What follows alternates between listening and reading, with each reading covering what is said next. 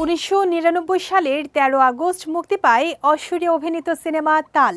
90 দশকে মুক্তি পাওয়া এই সিনেমাটি বলিউডে তখন তুমুল জনপ্রিয়তা পায়। 2024 সালের 13 আগস্টের মুক্তির 25 বছর সম্পন্ন হয়েছে।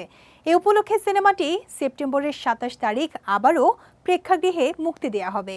2024 সালে এসেও এই সিনেমাটি আবারও পর্দায় দেখার সুযোগ হচ্ছে ভারতীয় দর্শকদের। তাই এমন খবরে দারুণ খুশি সিনেমা প্রেমীরা।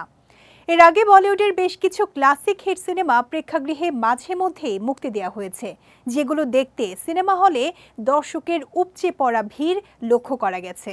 রেহনা হে তেরে দিল মে, লাইলা মজনু, লাভ আজকাল, রকস্টার, পার্টনার, রাজা বাবুর মতো সিনেমাগুলো প্রেক্ষাগৃহে পুনরায় মুক্তি পেয়েছে আগেই।